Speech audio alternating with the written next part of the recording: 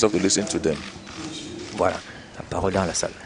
Permettez-moi d'abord de redire ici que nous sommes particulièrement heureux d'accueillir au Cameroun le président Emmanuel Macron et toute la délégation qui l'accompagne. Cette visite, qui est la première en terre africaine depuis que les Français lui ont accordé un second mandat, porte témoignage de la grande qualité et de la solidité des relations anciennes qui unissent nos deux pays. Les entretiens que nous venons d'avoir nous ont confortés l'un et l'autre dans notre détermination à œuvrer sans relâche au fonctionnement de cette relation fructueuse et mutuellement bénéfique. Je tiens à partager avec vous les sentiments de satisfaction que j'ai exprimés au président Emmanuel Macron pour le soutien multiforme que nous apporte la France, tant au plan sécuritaire, notamment dans la lutte contre le terrorisme, qu'au plan économique et financier. Nous avons par ailleurs convenu de poursuivre nos efforts conjoints dans les domaines de l'agriculture, de l'industrie et des infrastructures, ainsi que de la formation et du développement local, avec en point de mire l'émergence du Cameroun. Nos entretiens de ce jour nous ont permis, comme les précédents, de faire un tour d'horizon de l'actualité nationale dans nos deux pays, ainsi que de la situation internationale. Nous avons notamment évoqué les menaces à la sécurité dans notre sous-région et notre continent, et les voies et moyens d'y faire face. Nous nous sommes également penchés sur la crise énergétique, les perturbations du marché mondial des céréales et l'inflation généralisée. Ce sont des défis globaux qui appellent une riposte globale. Nous avons bien évidemment évoqué la guerre en Ukraine, les destructions et les souffrances qu'elle occasionne avec des répercussions planétaires. Le président Macron et moi-même sommes d'avis que tout doit être fait pour arriver à une cessation rapide des hostilités. Pour cela, la logique de la confrontation doit céder le pas à celle de la conciliation et du dialogue. Merci, Monsieur le Président. Merci encore d'avoir répondu à notre invitation. Merci pour votre engagement à nos côtés. Et je vous remercie de votre aimable attention.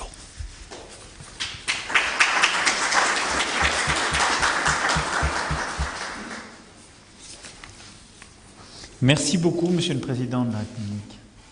Président, Madame, Monsieur le Premier ministre, Mesdames et Messieurs les ministres, Mesdames et Messieurs les parlementaires, chers amis, je veux vous dire tout le bonheur qui est nôtre, ma délégation et moi-même, d'être parmi vous au Cameroun. Et je tenais à vous remercier pour l'accueil que vous nous avez réservé. Ce déplacement, vous l'avez parfaitement dit, Président, marque pour nous un moment important. Et ça n'est pas un hasard, en effet, si j'ai choisi de venir dans votre pays pour la première étape de cette petite tournée africaine, la première depuis ma réélection. D'abord, du fait de la profondeur de la relation franco-camerounaise et du caractère exceptionnel de l'amitié entre nos deux pays. Ensuite, parce que le Cameroun est un partenaire stratégique en Afrique centrale, région avec laquelle je souhaite justement consacrer plus de temps lors de ce second quinquennat. Enfin, parce que, je dois le dire, je suis très admiratif de la jeunesse camerounaise. Nous en avons longuement parlé. Le niveau d'excellence des jeunes diplômés camerounais, les talents qui sont ici présents, sont une fierté pour le pays, et je pense que le rôle de la France est d'aider au maximum justement à leur donner une place et leur permettre de réussir. Cette relation forte et ancienne qui unit le Cameroun et la France se traduit par une coopération exceptionnelle. Nos priorités communes ont fait du Cameroun l'un des premiers partenaires de l'Agence française de développement.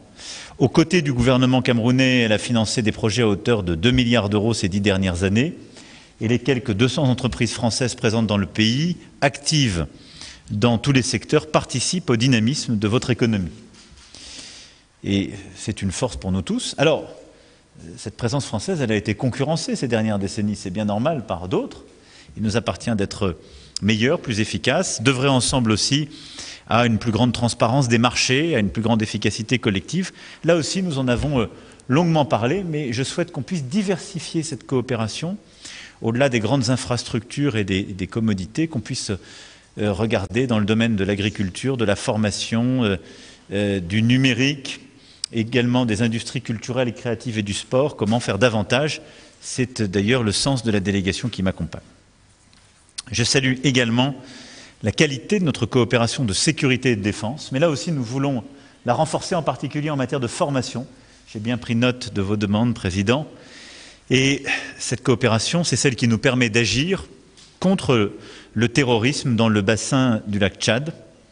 Et nous avons ensemble évoqué évidemment cette situation, notre volonté de lutter contre le terrorisme, de le faire en lien avec tous les pays de la région qui sont touchés par ce phénomène, comme d'ailleurs la France, vous le savez, y est engagée depuis de nombreuses années. Nous avons également ensemble évoqué la situation de plusieurs pays de la région, notamment la République centrafricaine, et de notre préoccupation commune à l'égard des ingérences qui s'y font jour. Nous sommes également convenus avec le président Biya de continuer de travailler à l'approfondissement des liens entre nos deux pays sur plusieurs volets, et en particulier en matière de développement économique. J'évoquais quelques-unes des pistes et des secteurs sur lesquels nous voulons avancer, également en matière de paix, de prospérité, de stabilité. À cet égard, conformément à nos engagements, je tiens à renouveler, et nous en avons là aussi longuement parlé, le soutien de la France au processus de décentralisation.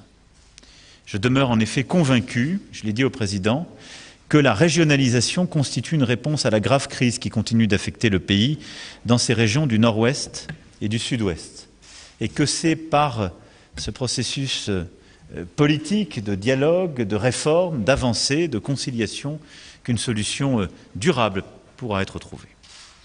Cette volonté d'avancer ensemble, nous l'avons aussi constatée dans le domaine de la sécurité alimentaire. Vous venez de le rappeler, Président, et juste après notre échange, j'aurai l'occasion de retrouver plusieurs de nos délégations et plusieurs ministres pour avancer dans cette direction. La hausse du cours des matières premières, les difficultés d'approvisionnement dans un contexte d'inflation qui pour partie était due à une reprise non coordonnée mondiale, mais qui a été largement aggravée par la guerre lancée par la Russie en Ukraine, n'épargne ni l'Afrique, ni le Proche et Moyen-Orient, ni l'Europe. Et alors même que nous sortons à peine de la crise liée au Covid-19, ce conflit met à l'épreuve directement nos économies, et en particulier la vôtre. C'est pour faire face à ces conséquences, notamment en Afrique, que nous avons souhaité nous engager. Nous en avons d'ailleurs parlé il y a quelques semaines ensemble au téléphone. Mais dès le mois de mars, nous nous sommes engagés pour cette initiative dite FARM, qui vise d'une part à aider à faire circuler les denrées alimentaires afin d'éviter que cette crise ne les touche et ne bloque la circulation et ne crée des situations de surstockage, mais permettre surtout de produire davantage dans les pays qui en ont besoin, en particulier les pays africains.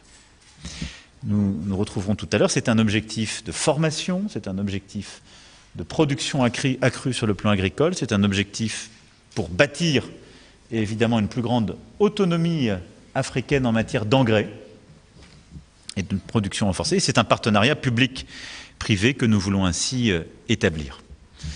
L'investissement de la France dans le secteur agricole au Cameroun est évidemment ancien, mais c'est une manière là de lui donner un nouveau jour, de le renforcer et de permettre de régler la crise qui est la nôtre, comme vous l'avez un instant dit, Président, par de la coopération. Coopération entre nos deux pays, coopération entre nos académiques, nos systèmes de formation, coopération entre nos systèmes publics et privés. Ce déplacement est également l'occasion pour moi de maintenir la dynamique créée par le nouveau sommet Afrique-France de Montpellier. En octobre dernier, en effet, j'avais été frappé par la vitalité, la vivacité des représentants de la société civile camerounaise qui avaient fait le déplacement. C'est pourquoi, en fin de journée, je me rendrai au village Club Noah pour écouter, échanger avec les nouvelles générations camerounaises et françaises sur la politique française en Afrique et la relation entre nos deux pays et nos jeunesses. Nous parlerons des enjeux de participation citoyenne, démocratie, de développement durable, de patrimoine, de sport, de culture, des enjeux qui nous concernent tous, pour nous aider à mieux bâtir encore et renforcer le partenariat qui est le nôtre. Voilà en quelques mots le sens de la visite qui est la mienne et une partie de ce que nous avons échangé avec le Président à l'instant. Nous avons couvert beaucoup de sujets sur le plan bilatéral, sur le plan de la sécurité régionale, de la coopération régionale. Nous avons fait à peu près le tour du monde, mais sur chacun de ces points, nous avons défini un agenda précis avec des points de rendez-vous qui seront réguliers. En tout cas, je veux ici que vous tous puissiez n'avoir aucun doute sur la volonté de la France et ma détermination à travailler avec vous dans la direction que je viens d'évoquer. Je vous remercie.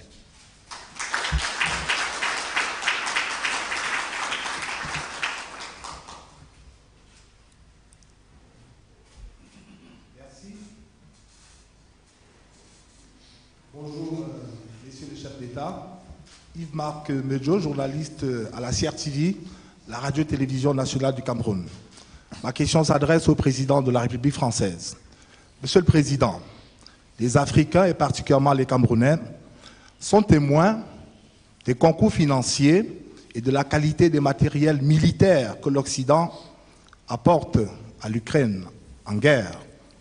Lorsque l'on sait que les pays africains en difficulté économique ou même en conflit ont du mal à recevoir pareille bienveillance, pareille assistance, Monsieur le Président, comment assumez-vous ces 2 poids, 2 mesures? Je vous remercie. D'abord, je pense qu'on dit souvent, quand j'écoute ou je lis, beaucoup d'approximations sur ce qui se passe en Ukraine. Et je ne ferai pas de comparaison excessive. En Ukraine, vous avez un pays souverain dont la souveraineté et l'intégrité territoriale a été violée par une agression unilatérale d'un pays voisin, la Russie. C'est comme ça qu'il faut le qualifier. C'est une guerre lancée par la Russie. Les règles qui sont les nôtres, la Charte des Nations Unies, les textes que nous avons signés, que la Russie d'ailleurs a également signés en tant que membre de l'OSCE, font qu'elle a violé à peu près tous ses engagements internationaux. Le choix qui a été fait par les Européens, premièrement, n'est en aucun cas de participer à cette guerre, mais de la reconnaître et de la nommer. Là où je vois trop souvent de l'hypocrisie, en particulier sur le continent africain, je vous le dis avec beaucoup de calme et de sérénité, à ne pas savoir qualifier une guerre qui en est une et à ne pas savoir dire qui l'a lancée. Parce qu'il y a des pressions diplomatiques, je ne suis pas dupe. Mais enfin, il faut dire les choses, on vit mieux. Nous avons décidé de tout faire pour stopper cette guerre, comme l'a dit le Président. Et je vous rappelle que moi-même, quelques jours avant, je suis allé en Russie et en Ukraine pour essayer de l'empêcher. Tout faire pour la stopper sans y participer. Ce faisant, que font les Européens? Ils sanctionnent la Russie pour bloquer son effort de guerre. Ils essaient, dans tous les cénacles internationaux, de l'isoler diplomatiquement. C'est là où nous avons besoin de vous, parce que sinon, ce schéma se reproduira à l'envi. Ce n'est pas l'ordre international que nous voulons, qui repose sur la coopération et le respect de la souveraineté de chacun. Et enfin, nous aidons l'Ukraine à résister. Des aides économiques et financières, des aides prenant les réfugiés, des aides militaires en livrant du matériel. C'est ça la situation, très précisément. Je ne vois pas sur le sol africain des pays qui soient dans une situation comparable, étant agressés par une puissance voisine, où nous aurions à nous poser tel sujet. Par contre, je vois des pays qui ont pu être déstabilisés par le terrorisme. Ça, c'est tout à fait vrai. Et vous parlez là à un chef d'État qui a l'honneur d'être à la tête d'un pays qui s'est engagé ô combien.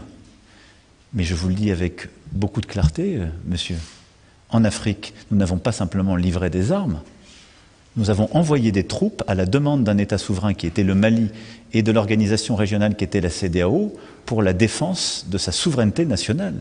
Nous avons donc fait beaucoup plus que pour l'Ukraine.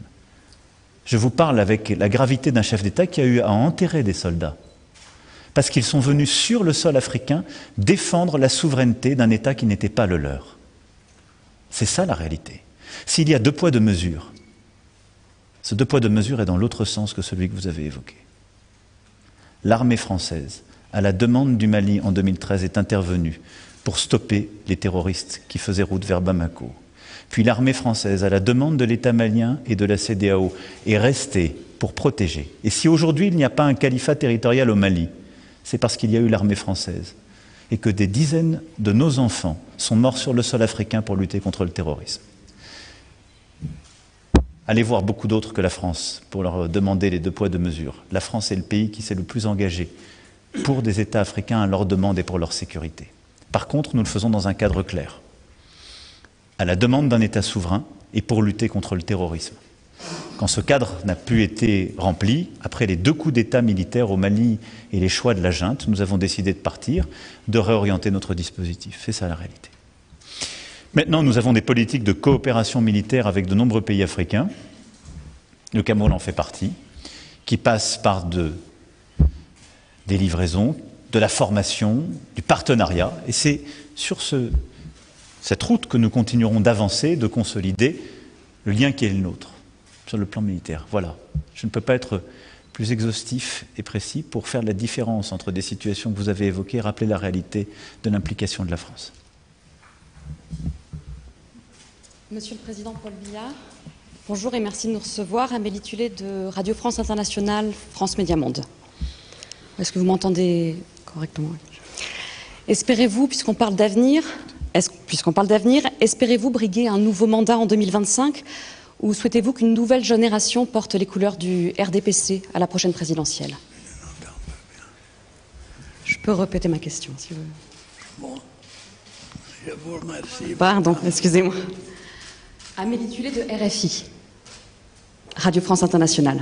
Là, c'est bon?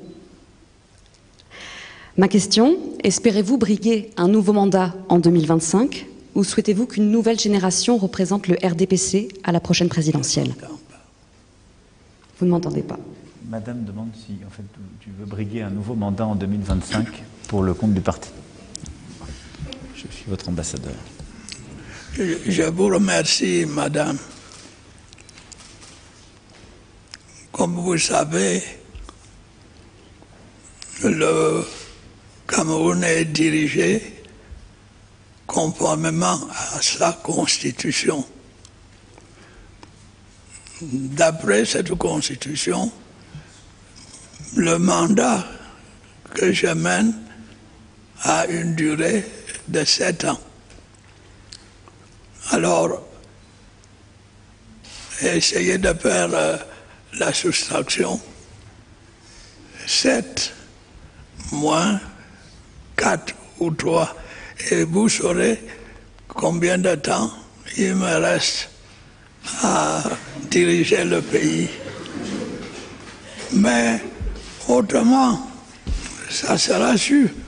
Quand ce mandat arrivera à expiration, vous serez informés sur le point de savoir si je reste ou si je m'en vais au village.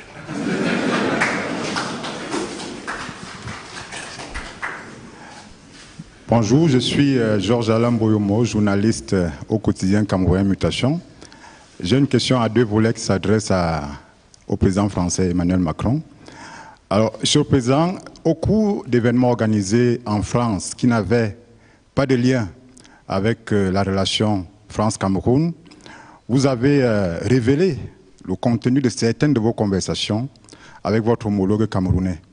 Est-ce que vous pensez que c'est la meilleure manière de donner votre opinion sur les droits de l'homme et la démocratie au Cameroun. Il faut noter que ces réactions sont faites sur un ton peu diplomatique. Donc, j'aimerais savoir si vous estimez que c'est la meilleure façon de réagir sur les droits de l'homme et la démocratie au Cameroun. Première question. Alors, si vous permettez le second volet, une amitié sincère, comme celle qui existe entre le Cameroun et la France, ne saurait s'encombrer de zones d'ombre ou alors de vérités mal dissimulées.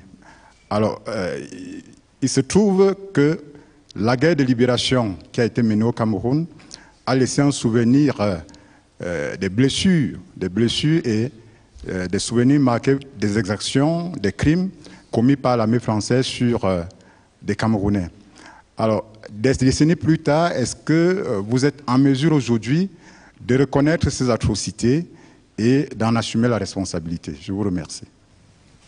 Merci beaucoup, monsieur. Sur votre première question, vous savez, la diaspora camerounaise en France fait partie de la richesse de notre relation. Il se trouve, parce que je pense que implicitement vous faites référence à cela, que cheminant dans le salon de l'agriculture en France, j'ai été interpellé. Je n'allais pas ne pas répondre. Et j'ai répondu la vérité. Je n'ai rien révélé du contenu. J'ai dit, on a des discussions très approfondies avec le président sur des situations individuelles et des situations que nous ne comprenons pas, ce qui est la réalité. Je pense que c'est ce que je dois à nos binationaux ou aux membres de la diaspora qui s'émeuvent de ce sujet et qui, à l'inverse, ne comprendraient pas une seule seconde. Que je puisse leur dire, vous savez, je passe de longues heures avec le président Biya où on se parle au téléphone, mais nous ne parlons pas des sujets qui fâchent. On parle de manière exigeante des sujets qui nous concernent et on essaie de trouver des solutions intelligentes qui sont respectueuses de la souveraineté de chacun, mais qui reposent sur dialogue en vérité. Je crois n'avoir révélé aucun secret dans cette réponse à une interpellation. Simplement, ai-je dit que le rôle de la France et la nature des dialogues que nous avons. Sur ce qui est de notre passé commun, nous avons ce passé, il a des pages glorieuse, heureuse, de construction commune. Il a contribué à lier tant de destins, c'est une chance. Mais il a eu aussi des moments douloureux, tragiques. Des historiens se sont penchés sur ce passé. Ils nous disent qu'un conflit a eu lieu, le mot guerre est employé, c'est aux historiens de faire la lumière sur le passé, et il faut continuer à écrire précisément cette histoire et essayer de l'écrire ensemble. C'est pourquoi ce que je souhaite, c'est que nous puissions avoir et lancer ensemble un travail conjoint d'historiens camerounais et français qui pourront ainsi avoir accès à la totalité de nos archives. Et je prends ici l'engagement solennel d'ouvrir nos archives en totalité à ce groupe d'historiens conjoints qui nous permettront d'éclairer ce passé sur des situations individuelles, sur des épisodes que vous évoquiez, et pour qualifier très précisément les choses, c'est-à-dire l'implication de la France, le rôle aussi des autorités camerounaises de l'époque, avant, après indépendance, dans un contexte où les choses sont sans doute plus complexes et mêlées que vous ne l'avez dit, mais avec une gravité et des responsabilités qu'il convient d'établir factuellement. Je propose donc que nous réunissions les conditions pour mener ce travail, je l'ai dit au président, et que nous mettions en place une commission d'historiens qui pourront travailler ensemble et avoir accès à toutes ces archives pendant la période. L'intégralité des archives françaises seront ouvertes. Je souhaite aussi que nous puissions, d'ailleurs dans le cadre de cette commission conjointe, faire travailler des artistes, parce que j'ai été frappé de voir combien des artistes camerounais, binationaux, ou de la diaspora, avaient comme matrice imaginaire cette période. Et donc je pense aussi qu'il faut leur permettre de travailler ensemble. Nous allons fixer un calendrier de travail à cette commission pour qu'elle rende ses travaux dans un calendrier approprié et rapproché.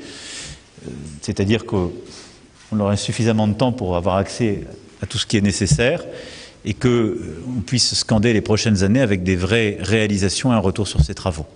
Voilà.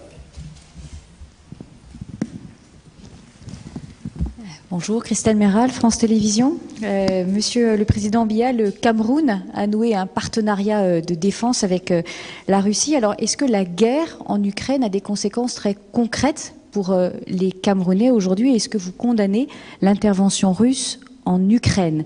Et puis une question au président Macron, l'offensive russe en Afrique est-elle une menace et comptez-vous y faire face? Et puis un volet économique, si vous voulez bien. Sur le plan économique, monsieur le président Biya, les entreprises françaises représentaient 40% de l'économie du Cameroun, voilà une trentaine d'années. Aujourd'hui, seulement 10%. Êtes-vous favorable à ce que la France retrouve une plus large part? Et monsieur le président Macron, comment comptez-vous réveiller les relations économiques entre les deux pays? Merci.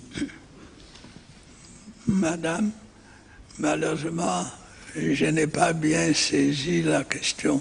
Quelqu'un voudrait-il la répéter à mon intention? En parlant proche du micro. Le Cameroun a donc a signé un partenariat de défense avec la Russie. Et nous aimerions savoir si la guerre en Ukraine, elle a aujourd'hui des conséquences concrètes dans le quotidien des Camerounais, par exemple par rapport au prix des céréales. Et nous aimerions savoir aussi si vous condamnez l'intervention russe en Ukraine.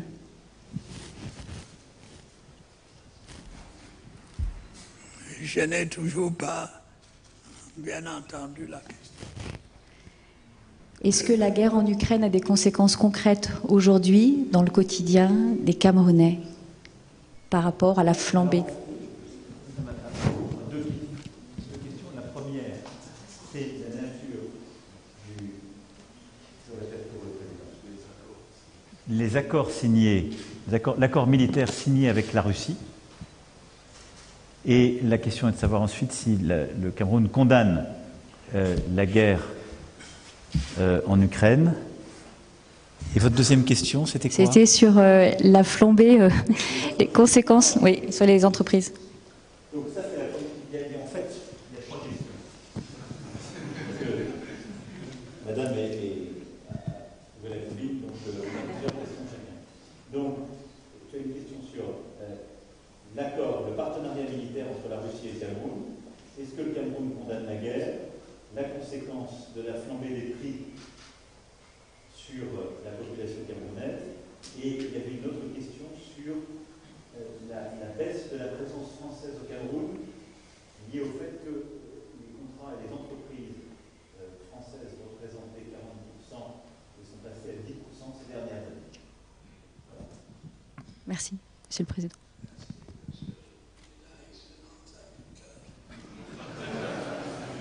On va tout faire à deux. Eh bien, madame, le Cameroun entretient des relations diplomatiques avec la France, bien sûr, mais aussi avec beaucoup d'autres pays. L'Allemagne, l'Espagne, la Chine, le Brésil. Et s'agissant de la relation avec la Russie, elle est ancienne et nous avons signé avec ce pays un accord de coopération qui était venu à expiration. On l'a renouvelé et nous l'avons signé. Le voyage de mon ministre en Russie n'avait pas de rapport avec la situation de la guerre en Ukraine. Nous avons l'habitude de signer des accords de ce genre. Et en Afrique, il y a beaucoup de pays qui ont des accords avec la Russie. Donc, c'était un acte dans la routine des relations diplomatiques entre nos deux pays. On a pensé que peut-être on allait apporter un concours à la Russie, je crois, qu'elle n'a pas besoin de l'apport du Cameroun. Il s'agissait simplement de renouveler l'accord préexistant. Bon. Et donc, tout tout cela est normal. Les gens sont évidemment préoccupés par la guerre d'Ukraine. Nous n'avons pas abordé ce problème et il n'était pas question pour nous de l'aborder. Donc c'était un acte de pure gestion d'une relation bilatérale. Votre deuxième question, si vous voulez bien me la rappeler.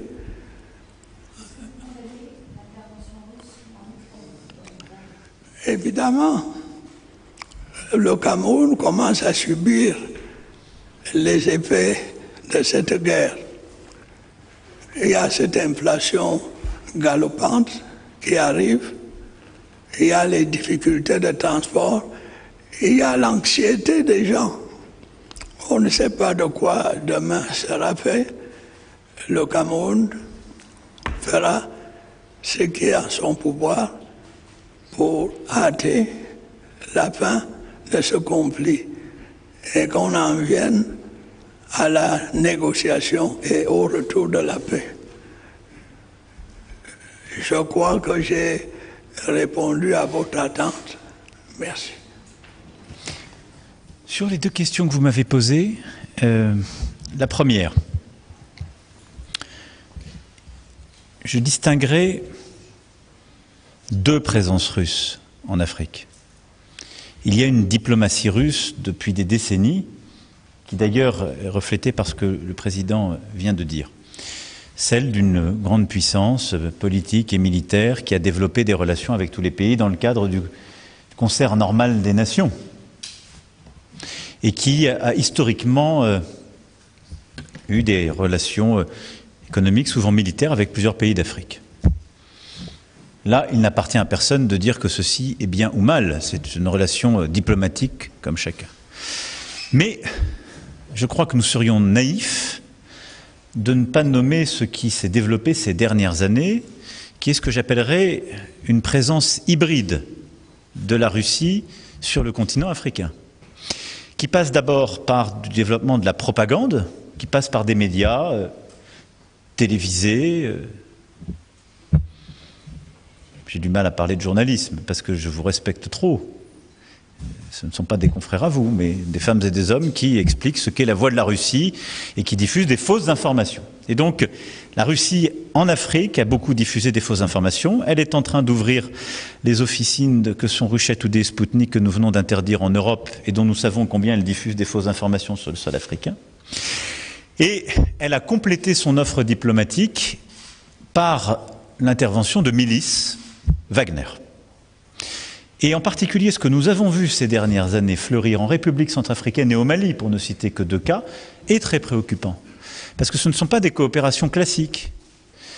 À ce moment-là, c'est la Russie qui décide, par le truchement de milices, de venir en soutien soit à des pouvoirs politiques affaiblis, qui décident de ne pas gérer leurs problèmes de manière politique, mais de les militariser, soit à des juntes militaires qui n'ont aucune légitimité politique, pour leur dire « nous vous apportons sécurité et protection à vous, pas à votre peuple, à vous », en échange d'une influence russe et d'une captation des matières premières, avec souvent des exactions qui sont d'ailleurs documentées par la Commission des droits de l'homme des Nations Unies et toutes les missions qui s'y déploient. C'est ça ce qui se passe. Et donc cette présence russe, hybride, qui passe par la désinformation, par les milices, par du coup de nouvelles formes que j'ai du mal à qualifier de coopération, mais donc de complicité avec des pouvoirs politiques affaiblis, voire totalement illégitimes quand ce sont des juntes militaires, est une préoccupation. Et je pense que c'est d'abord une préoccupation pour le continent africain. Et donc la France, en tant qu'amie de l'Afrique, fera tout pour que, d'abord, il y ait une liberté offerte à tous les pays d'avoir tous les liens diplomatiques et de défendre l'intérêt de leur peuple. C'est la base de ce que nous faisons les uns et les autres pour nous-mêmes. Mais à ce que ce schéma ne se diffuse pas trop, parce que je ne pense pas qu'il soit bon. Je pense surtout qu'il n'est pas bon pour les peuples. Et c'est ce qui semble se vérifier, et en République centrafricaine et au Mali. Et partout, ce schéma prospère ou aura à prospérer.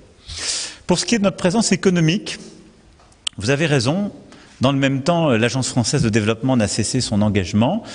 C'est l'un des pays, le Cameroun, où nous sommes le plus exposés et nous avons le plus d'ambition.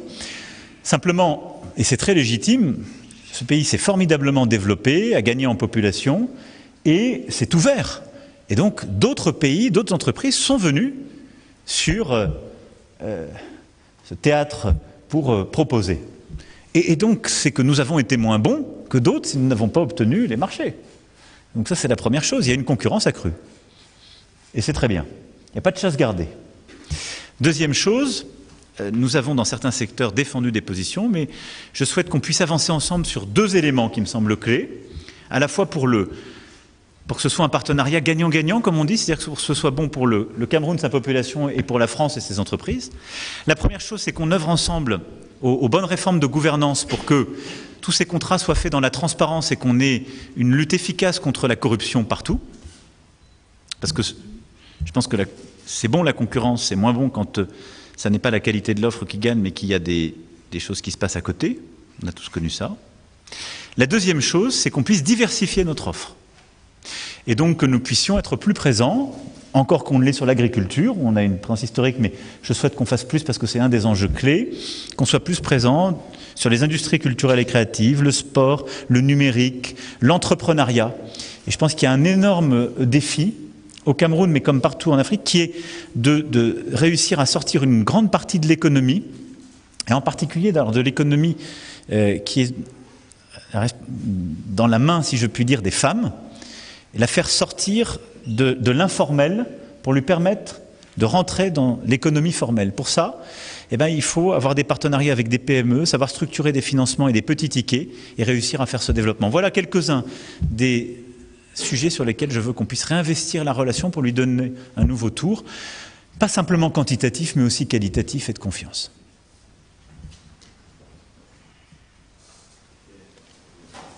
Très bien. Eh bien, merci pour vos questions et votre attention. Merci, Président.